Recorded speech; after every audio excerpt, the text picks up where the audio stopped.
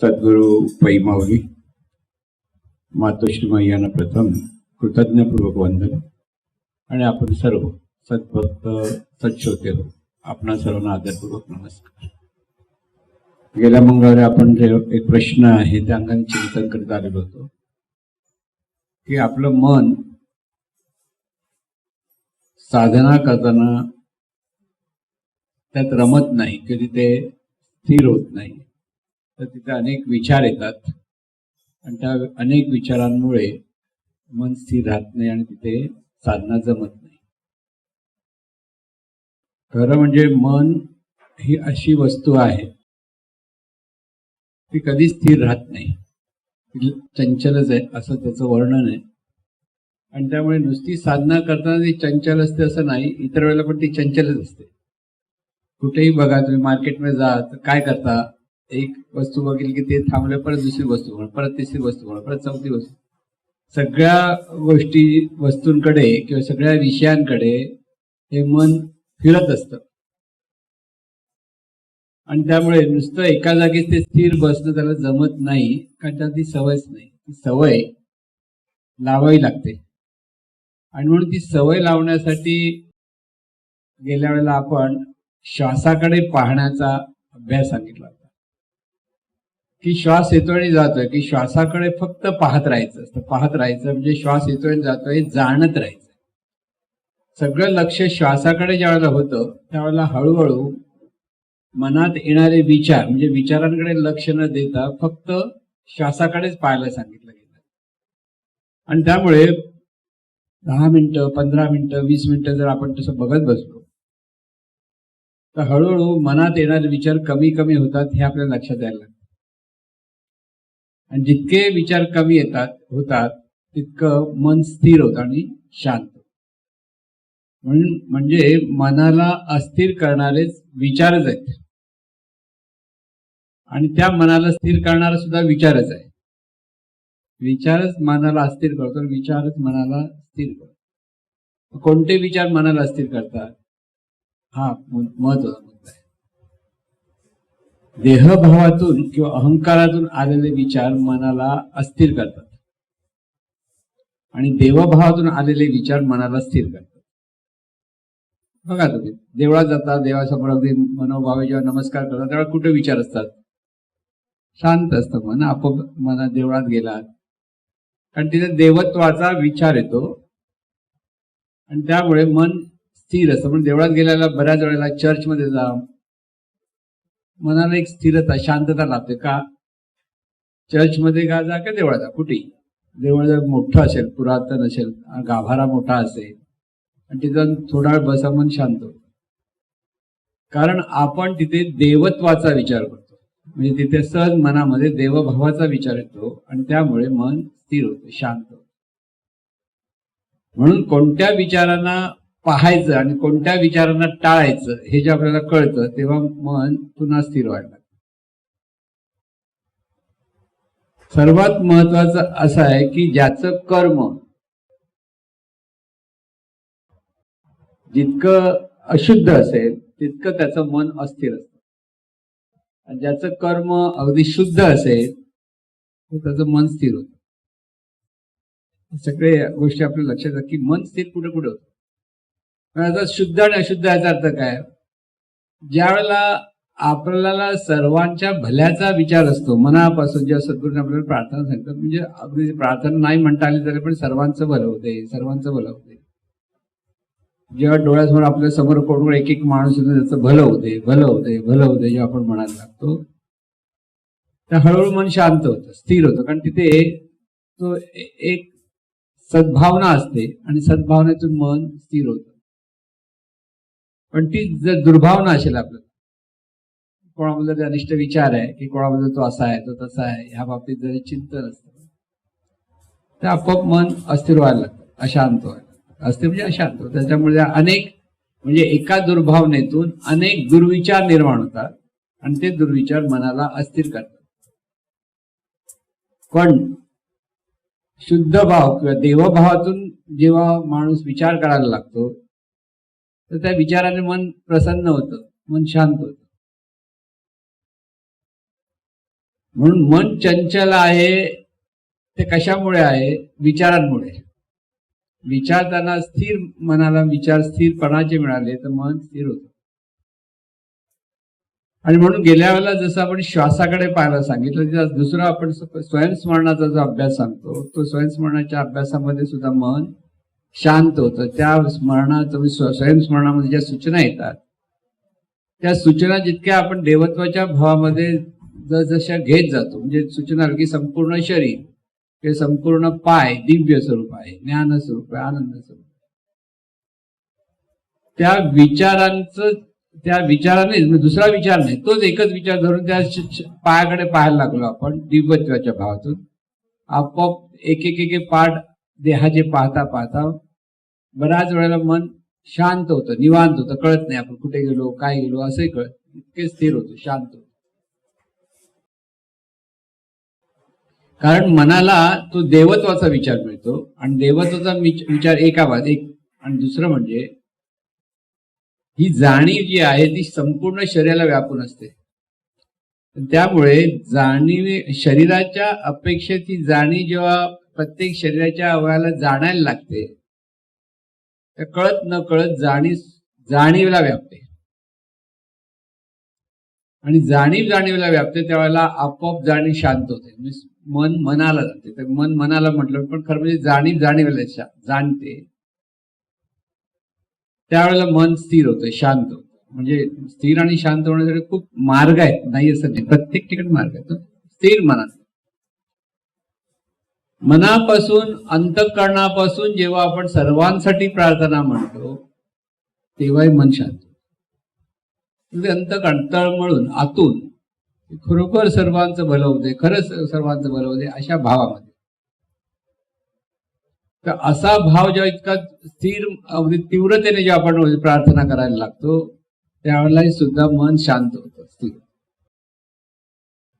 म्हणजे आता इथे चांगले विचाराने मन स्थिर होतं आणि अनिष्ट विचाराने किंवा अहंकाराच्या विचाराने मन अस्थिर होतं, हे आपल्याला पक्क लक्षात आलं पाहिजे. म्हणून विचार आपण कसले करतो आहे ते पहा. महाराज नाही म्हणजे की आपण विचारांना पाहायला शिकलं पाहिजे. आपल्या ठिकाणी कोणते विचार तर त्याला आपण पाहत नाही. आपल्याकडे अनेक वेळा ते अनिष्ट विचार असतात किंवा जिथे आपला अहंकार दुखावला त्या अंगाने विचार असतात आणि त्यामुळे माणसाचं मन फार अस्थिर होतं. म्हणून अहंकारातून मन अस्थिर होतं. तेच मन देवाच्या स्मरणामध्ये किंवा देवत्वाच्या भावामध्ये स्थिर होतं, कारण तिथे देवत्वाचा भाव दिला जातो. आता देवत्वाचा भाव म्हणजे नेमकं काय असाही प्रश्न पडतो. देवत्वाचा भाव म्हणजे काय? आपल्याला लहानपणापासून देव म्हणजे आता हिंदू धर्मीयांना देव म्हणजे काय, तर देवळातल्या मूर्त्या ह्या देव आहेत, देवी देवदेवता, आणि लहानपणाचे जे अंतर्मनात संस्कार झालेले आहेत किंवा हा देव आहे आणि त्याला नमस्कार. तेव्हा त्या नमस्कार म्हणजे तिथे जाऊन बऱ्याच वेळेला आपण स्थिर मनाने, कारण आपल्या अंतर्मनात तिथे देवत्व आहे हा भाव असतो. जर जीवनविद्येत आल्यानंतर एखाद्याला सांगितलं, महाराजांनी सांगितलं मूर्ती म्हणजे देव नव्हे, तर त्याचा देवत्वाचा भाव डळमळायला लागतो. कळलं पाहिजे. महाराज काय म्हणतात कळलं नाही, पण बऱ्याच वेळा तसं होतं. आणि त्यावेळेला मग वाटतं अरे काय भाव येत नाही, कारण तिथे आपल्याला ते ज्ञान दिलं पण ते ज्ञानच आपल्याला आता त्रासदायक व्हायला लागलं. देव म्हणजे काय करतो, मग देव म्हणजे काय हे कळलं पाहिजे. एक एक शब्द का होतं, हे का असं होतं. ज्यावेळेला महाराजांनी सांगितलं, जेव्हा प्रथम जेव्हा आपण प्रवचनात ऐकलं असेल तर सगळ्यांना जरा शॉक लागला की महाराज काय म्हणतात, मूर्ती म्हणजे देव नव्हे, शक्ती म्हणजे देव नव्हे, किंवा कोणती व्यक्ती म्हणजे देव नव्हे. त्याचा म्हणून देवाचा अर्थ आपल्याला माहित नाही म्हणून आपल्याला शॉक लागला. इथे देव म्हणजे दिव्य स्वरूप, देव म्हणजे अनंत स्वरूप, देव म्हणजे चैतन्य स्वरूप, देव म्हणजे निर्गुण निराकार किंवा सगुण निराकार असलेलं स्वरूप की ज्याला कोणत्याही अंगाने पाहता येत नाही, कोणत्याही अंगाने दाखवता येत नाही, पण ते स्वरूप आहे म्हणून ही सर्व विश्वरूप आहे हे सांगता येतं. त्याला म्हणतात देव. कळलं ना. म्हणजे देव नाही. आता पण तुम्ही म्हणाल माझं महाराज काय म्हणतात कळलं, देव म्हणजे मूर्ती दिसते मग तिथे देव नाही. व्यक्ती दिसते म्हणून तिथे देव नाही. शक्ती ज्यावेळेला म्हणतो ते शक्तीला जे काही मर्यादा आहे त्यामुळे तिथे देव नाही. विजेची शक्ती देव कसं म्हणणार? म्हणजे ज्यावेळेला संत किंवा सद्गुरू ज्यावेळेला आपल्याला मार्गदर्शन करत असतात त्यावेळेला त्यांच्या प्रत्येक शब्दाचा अर्थ आपल्याला समजला पाहिजे. देव म्हणजे काय स्वतःला सांगत राहा. देव म्हणजे अनंत स्वरूप, अनंत चैतन्य स्वरूप, हा देव. दुसरा देव सांगितलंय की ज्या जाणीवेमध्ये दिव्यत्वाची जाण निर्माण होते त्या जाणीवेला देव म्हणतात. असं जीवनविद्येचं एक वाक्य सिद्धांत आहे. मग दुसरा देव कोण? की ज्या जाणीवेमध्ये दिव्यत्वाची जाण आहे, हे दिव्यत्वच आहे, देवच आहे. ती जाणीव निर्माण झाली की तिथे त्या देवत्वाच्या भावनेमध्ये तिथे ती जाणीव स्थिर होते, शांत होते. पण तो भाव यायला, कारण तिथे गंमत असते, जरी आपण सांगितलं आपल्या ठिकाणी जाणीव ती दिव्य आहे, पण आपल्याला खात्री नाही दिव्य म्हणून.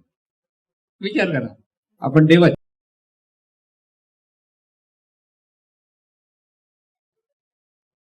आता हे दोन्ही गोष्टी समजल्या पाहिजे की जे अनंत स्वरूप आहे देव आहे आणि प्रत्येक मानवी देहात, आता मानवी देव म्हणू, सगळ्या पशुपक्ष्यातून पण सगळ्या प्राणी मात्रातून ही जी शक्ती आहे जे अनंत स्वरूप आहे तीच शक्ती प्रत्येक देहातून कार्यरत आहे. आणि त्या देहातून कार्यरत शक्तीला जाणीव म्हणतात, जाणणारी शक्ती. आणि ह्या जाणणाऱ्या शक्तीकडे जेव्हा दिव्यत्वाचा विचार येतो तेव्हा ती देव होते, आणि मी अमुक तमुक म्हणते तेव्हा ती जीव होते. एकाच विचारानेच देवत्व असतं, तिथे जीवत्व येतं. आणि देवच आहे ह्या भावात राहिला तर तिथे देवत्व प्रगट होतं. आहे सोपं की नाही? पण तेच कठीण होतं आपल्याला. म्हणून देवत्वाचा जर भाव झाला तर मन शांत होतं. सांगायचा उद्देश काय, देव कळत नाही म्हणून सुद्धा मन अशांत होतं. आणखीन एक गोष्ट आहे, मन शांत होण्यासाठी भरपूर गोष्टी आहेत तसं बघायला गेलं तर. ज्यांना जिथे श्रद्धा असते त्या श्रद्धास्थानाकडे जर स्मरण करायला लागलो आपण तर मन शांत होतं. ज्यांना साईबाबांवर श्रद्धा आहे, खूप कटकटी आहेत आपल्या जीवनामध्ये, सगळं प्रपंचामध्ये झालं, आणि ज्याला खरोखर श्रद्धा आहे त्यांनी साईबाबांच्या तिकडे जाऊन पूर्णपणे शरण घेऊन तूच बघ, तुझ्याकडे सगळं पार केलं. ज्याची साईबाबांवर श्रद्धा आहे आणि तिथे त्याचं मन स्थिर होतं, कारण त्याला त्याचा मी पण निघून जातं. ज्यावेळेला आपण आपलं मी पण घालून जेव्हा कोणाची शरण जातो तेव्हा आपलं मी पण जातो श्रद्धेने. त्या क्षणी श्रद्धा जी असते त्याच ज्याला साईबाबांवर, कोणा गणपतीवर श्रद्धा आहे. आता मी उदाहरण देतो, कुठेही श्रद्धा असू शकते. लहानपणापासून आपल्याला किंवा आपल्याला कोणत्या सत्संगातून आपल्याला कळतं तेव्हा श्रद्धा असेल, आणि त्या श्रद्धेतून बऱ्याच वेळेला आपलेच निर्माण झालेले प्रॉब्लेम्स सुद्धा विरळ होतात, त्याचा परिणाम कमी होतो. म्हणून श्रद्धा जीवनात फार महत्वाची, लक्षात. पण योग्य ठिकाणी श्रद्धा ठेवली पाहिजे. म्हणून योग्य ठिकाणी ठेवलेली श्रद्धा माणसाला खुदा करते, आणि अयोग्य ठिकाणी ठेवलेली श्रद्धा माणसाला गद्दा करते. दोन्ही आहे, म्हणजे जगामध्ये ह्या दोन्ही गोष्टी आहेत, तिथे खुदापण आणि गद्दापण आहे, योग्यपण आणि अयोग्यपण आहे. काय कसं करायचं हे आपल्याला कळलं पाहिजे. म्हणून अशांत मन ज्यावेळा आपण म्हणतो, जिथे श्रद्धा आहे ना अगदी मनापासून, तिथे देवत्वच आहे, आणि त्याला आपण आपलं सगळं तुझंच आहे म्हणून तिथे शरणागत होतो, तेव्हा मन शांत होतं. कारण तिथे देहभाव जातो, सगळ्यात महत्वाचा. अशांत कोण आपल्याला करताय? देहभाव करतोय, दुसरं कोणच अशांत करत नाही. प्रत्येक माणसं जीवन जे आपण म्हणतो ना फार प्रॉब्लेम हवं, कटकट आहे, निराशा आहे, दुःख आहे, त्याला सगळ्याला मूळ कारण देहभाव आहे किंवा अहंकार. ज्या वेळेला ही जी जाणीव म्हणून आपल्याला ओळख होते, म्हणजे आता सद्गुरूंकडे आल्यानंतर साधकांना तुम्ही जाणीव आहात, शरीरातून जाणणारी जी जाणीव आहे, आणि अनंत स्वरूप ज्याला आपण दिव्य स्वरूप म्हणतो तेच तत्व ह्या शरीरातून जाणीव रूपाने प्रगट आहे, हे सांगितलं तरी ते पटत नाही. म्हणाल आपल्याला पटत नाही, आपल्यावर श्रद्धा नाही. आपल्यावर आपली श्रद्धा आहे का? नाही. मग सद्गुरू श्रद्धा ठेवा. जर आपल्यावर नाही तर दुसऱ्या तरी ठेवा, पण योग्य ठिकाणी ठेवा. वाटेल तिथे ठेवलं तर गोंधळ होईल. बरेच लोक चुकीच्या ठिकाणी श्रद्धा ठेवतात, आणि चुकीच्या ठिकाणी श्रद्धा म्हणजे चुकीच्या ठिकाणी म्हणजे काय, जो आपल्याला फसवू शकतो अशा माणसावर तुम्ही श्रद्धा ठेवली की तो फसवतोच. बघा व्यवहारात कितीतरी लोकांना आपण पैसे देतो, मदत करतो, आणि तो नंतर तोंड पडलं पण पळून पण जातो. कितीतरी आपण पाहतो ह्या जगामध्ये फसवणारे भरपूर आहेत बघायला गेलं तर. आता हे फसवण्याबरोबर ते विश्वासाने पैसे लोकांनी दिलेत ना प्रत्येकाकडे. मग कोणत्याही व्यवहारात असेल किंवा कोणत्या मदतीसाठी दिलेले असतील, फार थोडे लोक आहेत ते त्या पैशाचा परत देण्याचा विचार करतात, फार थोडे. मला घडलेली गोष्ट सांगतो. माझ्याकडे फार वर्षापूर्वी मी त्यावेळेला सिप्ला कंपनीमध्ये एअर कंडिशनचा कॉन्ट्रॅक्ट घेत होतो. तिथेच एक साटम म्हणून नाव त्याचं, साटम, विजय साटम म्हणून मुलगा होता. त्याला तो डिझेलचा मेकॅनिक होता चांगला. तर त्यालाही बिझनेस करायची हौस होती. तर तो म्हणतो आपण बिझनेस करूया, आपण diesel engine repairs maintenance contract घ्यायचे. मग त्यासाठी त्याच्याबरोबर आम्ही किनाऱ्याच्या सगळ्या बोटी असतात मच्छीमार लोकांच्या, त्यांचे डिझेल इंजिन्स असतात तिकडे, ते रिपेअर करायला म्हणून आम्ही जाऊन बघून आलो. काय ते जुळलं नाही बरोबर, कारण कॉन्टॅक्ट एवढे जमले नाही त्यावेळेस. पण आमचं रिलेशन चांगलं होतं. मध्ये तो बिचारा खूप आजारी पडला, मग त्याला पण गरज होती. मग त्याने कॉम्प्युटरचे क्लासेस सुरू केले. काहीतरी धडपड होता, आजारी विकनेस होता म्हणून. तर त्यासाठी त्याला एक एअर कंडिशनर होतं म्हणून तो माझ्याकडे आला. पण मला एअर कंडिशनर दिलं त्याला. एअर कंडिशनरचे पैसे त्याने दिलेले नव्हते, त्यामुळे मी नंतर देईन त्याला. म्हटलं चालेल घेऊन जा. आणि मधल्या काळात आमचं काही कॉन्टॅक्ट राहिलं नाही, अजिबात कॉन्टॅक्ट नव्हतं. एक दिवस त्याच्या वडिलांचा फोन आला. तुम्हाला कळलं का? म्हणलं काय कळलं? म्हणजे विजय गेला.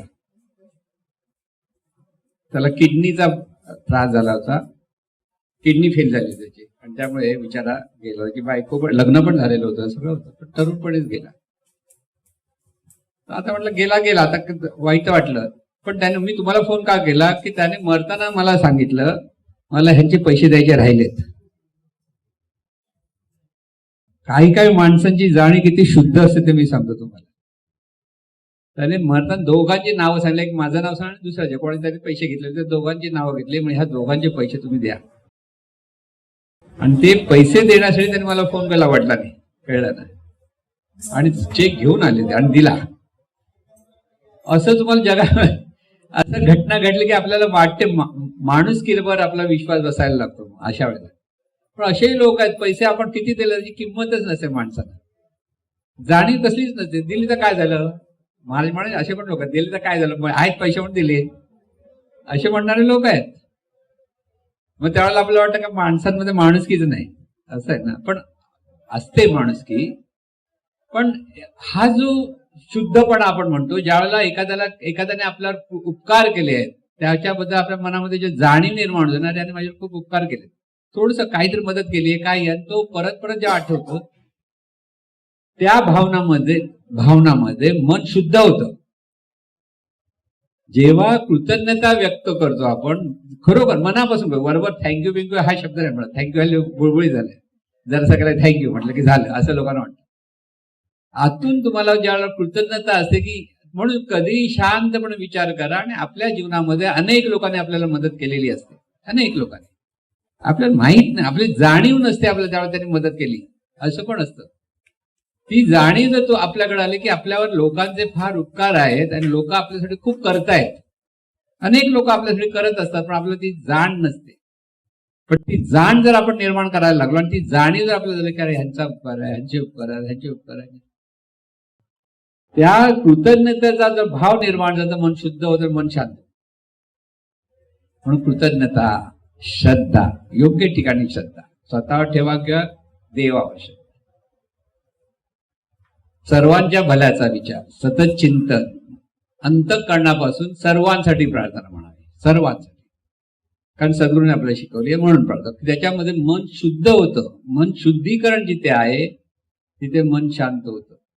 कारण त्यावेळेला आपल्या ठिकाणी असलेला देहभाव कमी होतो, म्हणून मन शुद्ध होतं. जितका देहभाव कमी होतो जितकं मन शुद्ध होतं, लक्षात ठेवा. ते भाव सरले की परत देहभाव असतो, जात नाही. तो गेला तर महाभाग्य, पण तो जात नाही, तो परत परत येतो. म्हणून परत परत कृतज्ञ राहिलं पाहिजे, परत परत शरणागत होता आलं पाहिजे, पुन्हा पुन्हा श्रद्धेने सगळ्या गोष्टी करण्याचा प्रयत्न केला पाहिजे की सर्वत्र देवत्व आहे, दिव्यत्व आहे, हा भाव आपल्याकडे धरता आला पाहिजे. कठीण पडतो धरायला, कारण एखादा माणूस आपल्याला आवडत नाही आणि तो त्याच्यात त्याला देव कसं म्हणायचा असा प्रश्न पडतोच आपल्याला ना. काय ते तो वेडासारखा वागतोय, वेडासारखा बोलतोय, फसवतोय, सगळं म्हणतोय, तर ह्याला देव काय म्हणायचं. पण शुद्ध जाणीव किंवा दिव्य जाणीव ही देव आहे आणि अशुद्ध जाणीव हा जीव आहे. फरक आपल्याला कळला पाहिजे. जाणीव दिव्यच असते, मुळात देवच असते, पण देहभावामुळे ती जीव झालेली असते आणि त्या देहभावामुळे जीव झाल्यामुळे तिथे अशुद्धपणा येतो आणि त्याच्यातून मन, म्हणजे तेच अशुद्ध जाणीव हेच मन आहे आणि शुद्ध मन ही जाणीव आहे. मन आणि जाणीवेतला हा फरक कळला पाहिजे.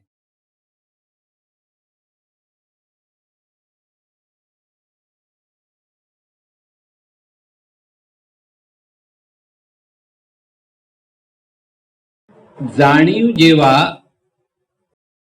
स्वस्वरूपाच्या विसरात, म्हणजे स्वतःच्या आपण दिव्य स्वरूप आहोत ह्या विसरात, स्पष्ट समजून घ्या. जाणीव जेव्हा महाराज झाल्या आनंद स्वरूपाच्या विसरात, इथे वेगळ्या अंगाने लक्षात घ्या. जाणीव जेव्हा दिव्य स्वरूपाच्या विसरात जगाशी संबंध जोडते आणि जगापासून आनंद मिळवण्याचा प्रयत्न करते, त्या जाणीवेला मन म्हणतात. म्हणजे ती अशुद्ध आहे, तिला जगापासून सगळं मिळवायचं असतं, स्वतःचं द्यायचं नसतं, म्हणून ते मन आहे, म्हणून ते अशुद्ध असतं. आणि ज्या मनाला सर्वांना द्यावाचं वाटतं, सगळे सुखी व्हावे वाटतात, तर ते मन देवत्वाकडे वळतं, म्हणजे स्वतःच्या स्वरूपाकडे वळतं, म्हणून ते शुद्ध जाणीव होते. जाणीवेला जर शुद्ध करायचं असेल तर सर्वांचं भलं व्हावं मनापासून ज्यावेळेला वाटायला लागतं की जो येईल आपल्या जवळ, आपल्या कक्षेत, सर्वांचे सगळे काही चेहरे आपल्या लक्षात येणार नाही, पण जवळ जवळ येतात आपल्या जगातील, त्यांचं खरोखर भलं झालं पाहिजे, खरोखर कल्याण झालं पाहिजे, ही ज्या जाण आपल्याकडे निर्माण व्हायला लागते, तेव्हा त्या मनाचं रूपांतर जाणीवेमध्ये व्हायला लागतं, म्हणजे शुद्धतेकडे वळतं. म्हणजे शुद्धता, जाणीव मुळात दिव्य आहे, पण ती मनरूपाने वाहते तेव्हा ती जीव आहे, हा त्याचा अर्थ. आणि म्हणून तिचं मनरूपाने की जीवपणा जर गेला तर ते आपोआप दिव्य होते. तिला दिव्य व्हायला परत काही करावं लागत नाही, ती दिव्यच आहे. म्हणजे सोन्याला जर कुठचा तरी रंग मारला समजा वरतून तुम्ही, तर त्याला आपल्याला सोनं दिसतच नाही, काळा काय ते दगड वाटतो. पण ज्याला माहिती आहे ते सोनं आहे, ते सोनच असतं, काळा रंग पुसून टाकून घेऊन जातो परत.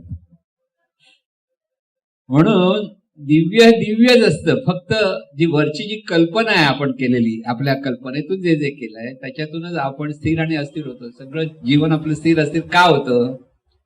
हा देवत्वाचा भाव, श्रद्धेचा भाव, म्हणजे श्रद्धा, माणुसकीवर श्रद्धा, चांगल्या गोष्टींवर श्रद्धा ज्याची असते त्याचं मन कधीही डळमळत नाही. तो जे करतो त्याच्यात त्याला तो परत आपल्याकडे त्याचा चांगला परिणाम मिळवण्याची अपेक्षा घेत नाही, करत नाही. समजा तो पैसे देतो आणि परत कधी मिळते त्याची वाट बघत नाही, तो त्याचं मन शांत असतं. पण पैसे हातात कधी देणार? 7 दिवस दिले नाही, 8 दिवस झाले, मग आपल्या रागाचा पारा चढायला लागतो, मग आपण त्याला रागाने विचार करतो, अरे तू पैसे कधी देणार, होतं ना. आणि नाही दिले की आणखीन घसरून जातो आणि आणखीन वाईट परिस्थिती. म्हणून दिले तर असे द्या की परत मागायचे नाहीत. मनामध्ये विचार, मन शांत पाहिजे तुम्हाला, द्यायला पाहिजे, आहे तर द्या, पण किती द्याल? तुमच्या 10 रुपयातला 1 रुपये द्यायला हरकत नाही ना, 10 रुपये नका देऊ. नाही तर तुम्हाला पण आता काहीतरी वडापाव खायचा असेल, आता 10 रुपयाला वडापाव पण मिळत नाही, आता प्रॉब्लेम आहे. पण खायचं असेल तर पैसे नाही म्हणून तुम्हाला भूक करावं लागेल आणि मग म्हणाला रे उगीच दिले, असं नको व्हायला.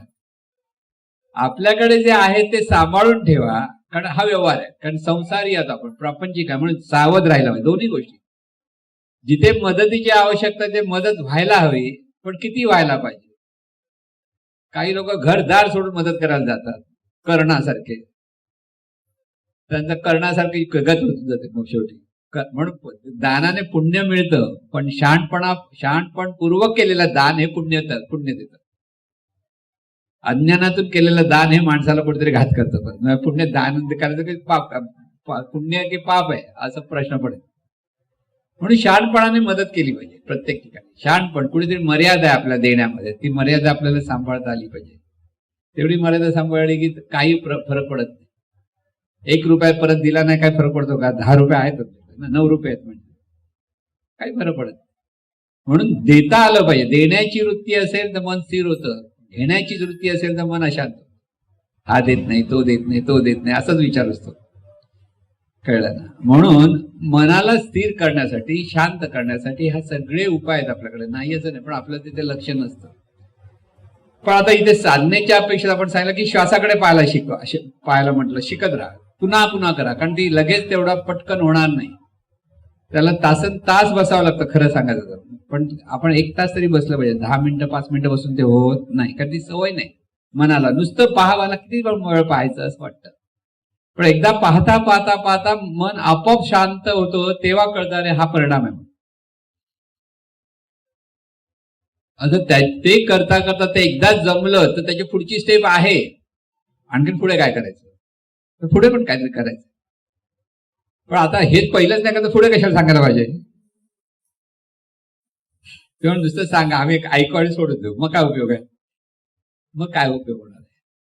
पण इथे दुसरा मी आता उपाय सांगितला तो म्हणजे स्वयंस्मरणाचा उपाय सांगितला. स्वयंस्मरण की शरीराकडे पाहत राहा आणि शरीर हे दिव्य स्वरूप आहे ह्या भावात. आता दिव्य माझं शरीर नव्हे, हे शरीर दिव्य स्वरूप आहे, ज्ञान स्वरूप आहे, आनंद स्वरूप आहे. हा जो भाव शरीराला द्यायला लागतो आपण, तो शरीरातल्या पेशींमधल्या जाणीवेपर्यंत पोहोचतो आणि तिथे जाणीवच स्वतःच्या ठिकाणी देवत्वाचा भाव धारण करायला लागतं. ते कळत पण नाही आपल्याला असं कसं झालं, पण ते जितकं करतंय तिथे मन स्थिर होतं, शांत होतं त्यावेळेला. पण त्याच्यातून उठल्यानंतर मनात पुन्हा पुन्हा जर तो विचार असेल, पुन्हा पुन्हा, कारण इतकं जर अंतर्मनात जर तो विचार गेला की सर्व दिव्य स्वरूप आहे, जे भाग तिथे दिव्य स्वरूप आहे, हे दिव्य स्वरूप, ते दिव्य स्वरूप, आपोआप मन शांत व्हायला लागतं. तिथे मग देवत्वाच्या विचारात मन शांत होतं. म्हणून सगळ्यात सोपा मार्ग हा देवत्व आणि श्रद्धा. जिथे श्रद्धा आहे ती श्रद्धा वाढवत जायची, श्रद्धा कमी नाही करायची, वाढवत जायची. त्या श्रद्धेमुळे आपल्याला काय काय मिळतंय, आपल्या मनामध्ये कसं शुद्धीकरण होतंय ह्याचा अनुभव जेव्हा आपण घ्यायला लागतो तर मन खूप शांत होतं. म्हणून श्रद्धेने, ज्यांना सद्गुरूंवर श्रद्धा आहे त्यांनी सद्गुरूंवर श्रद्धा म्हणजे नुसती श्रद्धा नव्हे तर सद्गुरूंशी संवाद साधता आला पाहिजे. श्रद्धेमध्ये ज्यांच्यावर श्रद्धा आहे त्यांच्याशी आपला जेव्हा संवाद साधतो आपण, तेव्हा संवादातून आपले जे काही प्रश्न आहेत किंवा आपल्याकडे असलेल्या काय अडचणी आहेत किंवा आपलं काही असेल ते त्या श्रद्धेतून मनाने सांगत जातो आणि त्याच्यावर उपाय मागतो, तर त्याच्यातून उपाय मिळतो. असं सांगितलंय, आता कुठेही सांगितलं तर पटकन माहित नाही, पण त्या एका संतांनी सांगितलं जर तुम्हाला तुमच्या वाक्यावर, विचारांवर श्रद्धा असेल आणि तुम्ही म्हणाला हा डोंगर हल्ला पाहिजे, तर तो डोंगर हलतो. श्रद्धेचं शक्ती किती ते सांग. एका माणसाने विचारलं चला मी पण बघतो, आणि डोंगर हल्ला पाहिजे, अजिबात हलत नाही. म्हटलं ना मी नाही हलणार, उगीच काहीतरी सांगतात. ह्याला श्रद्धा तर कशी होणार? लक्षात घ्या, डोंगर असा हलत नाही, बरोबर आहे. पण जर तुम्हाला श्रद्धा आहे आणि श्रद्धेने म्हणायला लागला की डोंगर हल्ला पाहिजे, डोंगर हल्ला पाहिजे, डोंगर हल्ला, श्रद्धेने म्हणत राहा. हल्ला नाही मला माहिती आहे म्हटलं ते श्रद्धा नाही. कळलं ना? श्रद्धा म्हणजे जे म्हटलेलं आहे ते तसंच व्हायलाच पाहिजे, केलं होणारच असं ज्यावेळेला असतं ना त्यावेळेला त्याला म्हणतात श्रद्धा. म्हणून श्रद्धा योग्य ठिकाणी ठेवायला पाहिजे. कारण हे अयोग्य ठिकाणी ठेवले तर तिथे फसण्याचा जास्त संभव असतो. म्हणून मनाला शांत करायचे हे सगळे उपाय आहेत. हे सगळे उपाय आपल्याला लक्षात घ्या. म्हणून श्रद्धेने करा. चांगल्या गोष्टींवर, चांगल्या घटनेंवर श्रद्धा ठेवा. चांगल्या गोष्टी घडतायत आपल्या जीवनामध्ये. काही गोष्टी खूप लोक, मी म्हटलं जसं आता त्या माणसाने मरताना आठवण केली की नाही मला ह्याचे पैसे द्यायचे, राहिले देऊन टाका त्याचे पैसे, कसे. ह्या चांगल्या गोष्टी जीवनामध्ये, ह्या चांगल्या चांगल्या गोष्टी आपण जेव्हा पाहतो तेव्हा आपल्याला मन आनंद होतो, की मनामध्ये गहिवर येतो बरंच वेळा की हे असं, अशा पद्धतीने मनाचं शुद्धीकरण आपल्याकडनं व्हायला पाहिजे. आपण जगामध्ये वाईट काय घडलं याचा विचार करतो, म्हटलं ना, लोकांवर काही उपयोग नाही, आजचे लोक अशीच आहेत, असंच आहे, तसंच आहे, ह्या विचार करायला लागलं, मन कसं स्थिर होणार? म्हणून पेपर वाचायचा असेल तर नुसतं बघायचं, दृष्टभावाने वाचा. अडकलात की गेलात, तो ट्रम्प असा आहे, तो हा असा आहे, तो तसा आहे, त्याच्यामध्येच आपण अडकलो की गेलो. म्हणून पेपर वाचायचा तर कोणी वाचायचा? ज्याला फक्त माहिती पाहिजे, पण त्यात अडकायचं नाही, गुंतायचं नाही, त्याने पेपर वाचावा, नाही तर पेपर वाचू नये. टीव्हीवरच्या न्यूज पाहू नयेत. का पाहू नयेत? वादळ झालं, दाखव, वादळ झालं, कळलं तुम्हाला, बस झालं, बंद करा. तेच वादळाचे फोटो 3-4 ठिकाणावर परत परत परत तेच दाखव तुम्हाला. अरे बापरे, केवढं वादळ झालंय माहितीये ना, तुम्हाला घाबरून तुम्ही जाता. आता दुबईला मध्ये इराणने बॉम्ब टाकले. आपल्याकडे सतत इथे त्या मोठ्या कुठची बिल्डिंग आहे, काय बुर्ज खलिफा, केवढी तरी उंच बिल्डिंग, अरे बापरे तिथे बॉम्ब टाकला, आता इथे बॉम्ब टाकलं तिथं. आज तुमचे नाते तिकडे असेल, तुम्हाला काळजी वाटेल, अरे बापरे किती, आणि एकसारखं टीव्हीवर तेच दाखवतात, बॉम्ब टाकला, बॉम्ब टाकला, आणि नुसतं वेगळे वेगळी चित्र दाखवतात. आमची मुलगी तिकडे, पण आम्ही तिला विचारलं, बाबा कसं आहे? ठीक आहे सगळं, काहीच नाही, काय इथे काय घडलेलं नाही. कारण एका ठिकाणी घडतं, पण ते न्यूज मध्ये इतक्या 10 वेळा सांगतात, आपल्या मनावर परिणाम होतो. म्हणून एकदा बघितलं ना, बस झालं, परत परत बघायला जाऊ नका. तर वादळ, पाणी भरलंय, हे भरलंय, त्याचे फोटो ज्यावेळेस हे सगळं दाखवतात सोशल मीडियावर, त्यावेळेला नुकसान कोणाचं होतं? आपलं. तुम्हाला माहिती पाहिजे, माहितीसाठी ह्या गोष्टी आहेत, बाबा इथे हे झालंय, जायचं की न जायचं तुम्ही ठरवा. आणि म्हणून सगळ्या कोणत्या गोष्टी पाहायच्या, कोणत्या गोष्टी पाहायच्या नाही, ह्या सगळ्या आवडीने आपण सगळे सिरियल बघतो. बरेच लोक सिरियल बघतात ना, बरेच लोकांना टीव्ही बघायची हौस आहे करतो. आणि त्याच्यातल्या अनिष्ट आणि इष्ट विचारांच्या जर सिरियल असतील तर आपले विचार पण तसे सुरू होतात. भांडण तंटे किंवा अशा मारामाऱ्या ह्याच्या असेल ते. एखाद्या संतांचा कोणतरी सिरियल असेल तर संत कसे वागतात बघा, तर तो आपला मार्ग, साईबाबा, मेरे साई म्हणून, साईबाबा ते कसे वागतायत हे तुम्ही बघा, आपण कसं वागलं पाहिजे हे जर आपल्याला कळण्यासाठी साईबाबांचा खूप फायदा आहे.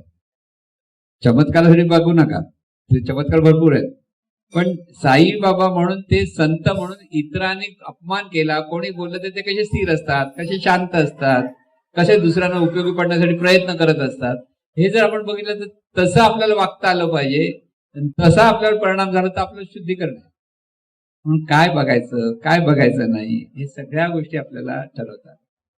म्हणून श्वासस्मरणानंतर परत स्वयंस्मरण हा जो भाग आहे, मनापासून, की नुसतं या जी पहिली जी संपूर्ण शरीर दिव्य स्वरूप, ज्ञान स्वरूप, आनंद स्वरूप आहे, अंतःकरणापासून स्वतःला अनुभवत म्हणा, मन शांत होईल, निवांत होईल. श्रद्धेने म्हणा, श्रद्धा पाहिजे की ते आहे, ते दिव्यत्व आहे. कारण शरीर आलं कुठून? परमेश्वरातून आलंय, कोणी माणसांचं निर्माण केलेलं नाही, सहज निर्माण झालेलं आहे, स्वयंभू आहे. म्हणजे तुम्ही प्रत्येक जण, म्हणजे आपण प्रत्येक जण स्वयंभू आहोत, स्वतःच निर्माण झालेलो. कोणी निर्माण केलं? एकमेव द्वितीय आहोत, आपल्यासारखा दुसरा कोणच नाही जगामध्ये. विचार करा ना, आपल्यासारखा एका देहासारखा दुसरा देव कुठेच नाही. सगळ्यांची रूपं वेगळी आहेत, बोलणं वेगळं आहे, वागणं वेगळं आहे. म्हणून एकमेव द्वितीय आहोत, स्वयंभू आहोत. जे परमेश्वराचं वर्णन आहे तेच ह्या जाणीवेचं वर्णन आहे. आणि म्हणून इथे दिव्यत्वाचा भाव आपला जितका धरता येईल तितकं मन शांत होतं. म्हणून अपाय किंवा प्रॉब्लेम ज्याला म्हणतो आपण, ते प्रत्येक माणसाला त्याच्या विचारातून त्याने निर्माण केलेले असतात, किंवा काही घटना घडतात, त्या घटनेतून ते प्रॉब्लेमच्या मनावर आघात करतात.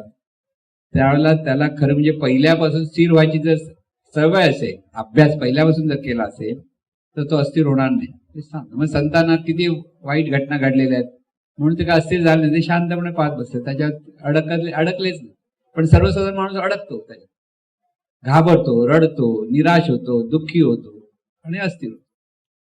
निराशेतून माणसं अस्थिर होतात. सगळ्यात महत्त्वाचं, निराशा ज्यावेळेला भरपूर येते माणसं, की आपल्याला काहीच करता येत नाही असं वाटतं ना, त्यावेळेला माणसं अस्थिर खूप होतात, त्यांना समजतच नाही, अगदी फ्रस्ट्रेशन पर्यंत जातात. म्हणतात की एका शेवटी काहीच करता येत नाही, अशा त्यांचा मनाचा कोश तसा तयार होतो, त्यांना बाहेर पडायला फार कठीण होतं.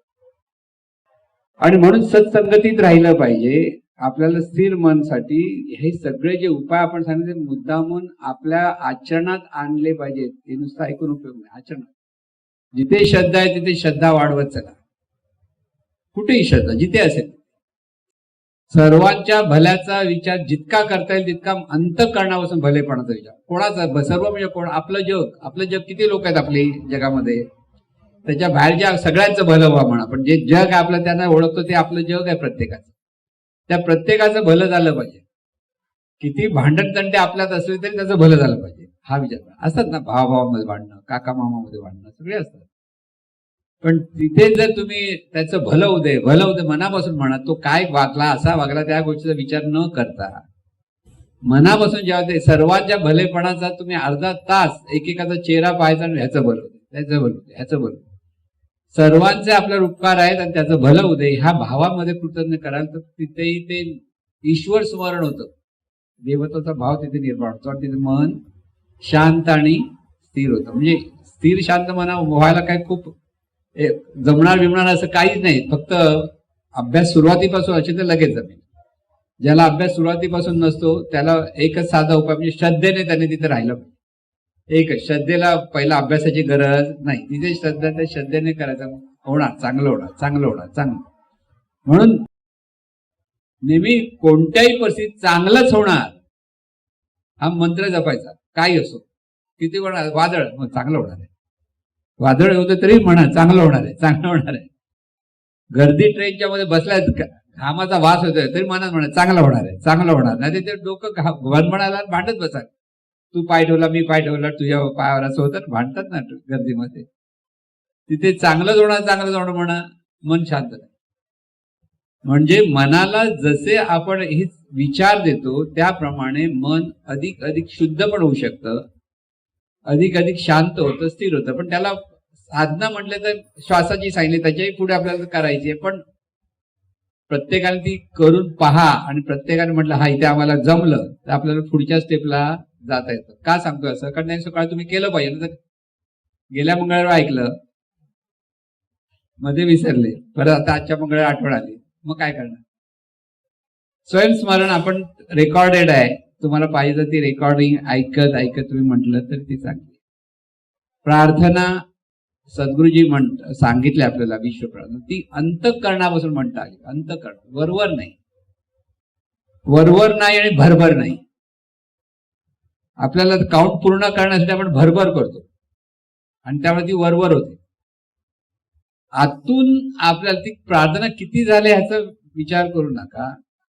आतून आपल्याला सर्वांच्या, म्हणजे आपल्या जवळच्या जी लोक आहेत त्या सर्वांचं मी म्हणतो, आतून त्यांचं भलं व्हावं ही ज्या अंतःकरणापासून आपल्याला ती भावना निर्माण होते त्यावेळेला खरी ती विश्व प्रार्थना असते.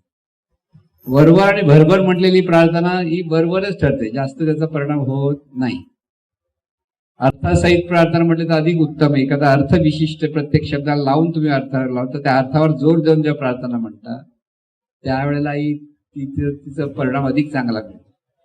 म्हणून किती लक्ष जप केला ताईपेक्षा जपात किती लक्ष होतं आणि ताईपेक्षा अलक्षाकडे किती लक्ष होतं हे महत्वाचं असतं. असा सद्गुरूंचाच अमृत विषय आहे, किती लक्ष जप केला. म्हणून म्हटलं ना, बऱ्याच वेळेला आपल्याला वाटतं आपण 1000 केले 5000 केले लोक सांगतात, पण त्याच्यात आता ते वाईट असं नाही, लक्षात घ्या. आता हे सांगतो म्हणून लोक म्हणणार टीका करतो, टीका नाहीये. इथे आपल्याला मन स्थिर कसं, शांत कसं राहिलं पाहिजे आणि मन कसं विकसित झालं पाहिजे याचा विचार करा.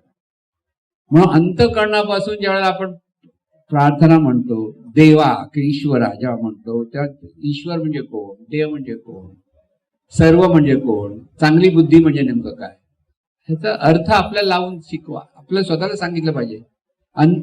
अंतर्मनाला अर्थ समजतो सांगितलं, वरवर सांगितलेलं समजत नाही. तुम्ही आपल्याला भरपूर पैसे मिळावेत असं जर अंतर्मनाला काय कळत नाही. भरपूर 5 लाख रुपये मिळायला पाहिजे कळत. म्हणजे अंतर्मनाचा हे पॉइंट्स आहेत. कसं असतं अंतर्मनात असं वरवर काय गोष्टी सांगले समजत नाही, त्याला बरोबर पॉइंट आउट करून सांगलं हे असं आहे, हे असं केलं पाहिजे. जर लहान मुलाला कसं शिकवायला लागतं तसं अंतर्मनाला त्या बोध तिथे झाला तरच ते होतं, कळलं. म्हणून देवाचा साक्षात्कार व्हावा असं लोक म्हणतात की नाही. त्या देवाचा साक्षात्कार म्हणजे काय व्हायला पाहिजे. लोकांच्या भन्नाट कल्पना आहेत. महाराजांचं पुस्तकात लिहिलंय. तर त्यांना जे स्वामी समर्थांचा शिष्य त्यांना विचार देवाचा साक्षात्कार म्हणजे काय झालं. स्वामी आपले हा फोटो असे बाहेर आले पाहिजे आणि माझ्या डोक्यावर हात ठेवला पाहिजे साक्षात्कार. कल्पना आहे. पण आता श्रद्धेने ते म्हणतात पण त्यांना काही बोलायचं नाही आपल्याला. पण साक्षात्कार म्हणजे ते नाहीये. म्हणून साक्षात्कारासाठी आपल्याला साक्षात्कार व्हायला पाहिजे. नेमकं काय व्हायला पाहिजे हे कळलं पाहिजे. नाही तर साक्षात्कार व्हायला पाहिजे साक्षात्कार व्हायला पाहिजे म्हणून साक्षात्कार होणार नाही. कारण अंतर्मनाला काहीच कळणार नाही. आणि असं काहीतरी कल्पना एक दिवस त्याला खरोखर दिसतील. स्वामी आले फोटोत बाहेर. अंतर्मन जे आपण विचार करतो ते चित्र अंतर्मन दाखवतं. कारण स्वप्न बघतो म्हणजे काय अंतर्मन दाखवतं आपलं स्वप्न. तसंच जर आपण पुन्हा पुन्हा असं बघायला लागलो. जसं इथे ज्ञानेश्वर माऊलीचा मोठा फोटो आहे तिथे बघत बसला अशी बाहेर येणार नाही आपल्या डोक्यावर हात ठेवला बाहेर डोक्यात कधी तुम्हाला तसं भास होणार अरे आले बाहेर डोक्यावर हात ठेवला. आता त्यात काय वाईट काही नाही चांगलं आहे. पण ज्ञानाच्या अंगाने बघायला लागलं तर तिथे श्रद्धेने केलं तर मन स्थिर होतं शांत होतं. अरे ज्ञानेश्वर माऊलीचं माझ्यावर कृपादृष्टी झाली अशी कल्पना करायला काय वाईट काहीच नाही चांगली गोष्ट आहे. पण सत्य ते सत्य असतं. त्यासाठी आपल्याला ह्या सगळ्या गोष्टी परखून घेता आल्या पाहिजे. लक्षात घ्या जीवनविद्याचा मार्ग हा ज्ञान मार्ग आहे. भक्ती मार्गाची जोड आहे श्रद्धेची जोड आहे. पण मूलतः तो ज्ञान मार्ग आहे. परखडपणे सांगितलं जातं की हे असं आहे हे असं नाही. मूर्ती म्हणजे देव नव्हे हे परखडपणे झालं. पण मूर्तीमध्ये देवत्व आहे चैतन्य आहे हेही सांगितलं. हे कळत नाही आपल्याला. चैतन्य सर्वत्र आहे ना मग दगडामध्ये पण चैतन्य आहे. दगडामध्ये असलेलं चैतन्य लोखंडामध्ये चैतन्य आणि माणसामध्ये असलेलं चैतन्य फरक काय. फरक आहे ना. दगडामधले चैतन्य परिणाम काय देणार काहीच परिणाम देत नाही. डोकं आपटलं तर डोकं फुटेल तुमचं हा परिणाम देईल. कोण देईल दगड. दगड नाही आपण परिणाम घेतो. दगडाचं काही. पण माणसासमोर तुम्ही शरणागत व्हा तो तुम्हाला आशीर्वाद नाही तरी तो जरा आनंदित राहिला माझ्यासमोर शरणागत झाला पण कळलं नाही तरी परिणाम मिळेल समोर तुम्हाला. म्हणजे एखाद्या वेळेला चांगला विचार करतो म्हणजे इथे व्यवस्था रूपाने हे चैतन्य शक्ती सर्वत्र आहे हे कळतं. महाराजांचे शब्द बरोबर लक्षात पाहिजे. परमेश्वर विषय समजल्याशिवाय या गोष्टी कळणार नाहीत. परमेश्वर म्हणजे अनंत स्वरूपच. तेच अनंत स्वरूप संतांच्या रूपाने सगुण साकार झालं म्हणून त्यांच्याकडनं ज्ञान घ्यायला पाहिजे सद्गुरूंकडनं संतांकडनं. म्हणून संतांच्या ठिकाणी आपल्याला श्रद्धा असायला हवी. आणि तेच चैतन्य स्वरूप सर्वत्र विविध रूपाने प्रगट आहे. ते विशिष्ट नियमाने कार्यरत आहे. विशिष्ट नियमाने ते परिणाम देतं म्हणून त्याला व्यवस्था रूप म्हणायचं. म्हणून मूर्तीच्या समोर जर तुम्ही भक्तिभावाने प्रार्थना केली तर मूर्ती आशीर्वाद देणार नाही. पण अंतर्मन मात्र त्या भक्तीच्यामुळे तुम्हाला चांगला परिणाम देते. हे अंतर्मन देतं. पण ते सद्गुरूंकडे तुम्ही भक्तिभावाने केलं तर भक्तिभावाने तुमचं अंतर्मनही शुद्ध होतं आणि सद्गुरूंचाही आशीर्वाद मिळतो. हे डबल डोस मिळतो. म्हणून कुठे शरणागत व्हायचं. त्यामुळे ह्या सगळ्या गोष्टीचा विचार करून आपल्याला या सगळ्या गोष्टी केलं तर मन स्थिर होतं शांत होतं. आणि असंही शांत आणि स्थिर मन सर्वांचं हो अशी सद्गुरूंनी प्रार्थना. हे ईश्वरा सर्वांना चांगली बुद्धी दे आरोग्य दे. सर्वांना सुखात आनंदात ऐश्वर्यात ठेव. सर्वांचं भलं कर कल्याण कर रक्षण कर आणि तुझे गोड नाम मुखात अखंड राहू दे. सद्गुरुनाथ महाराज.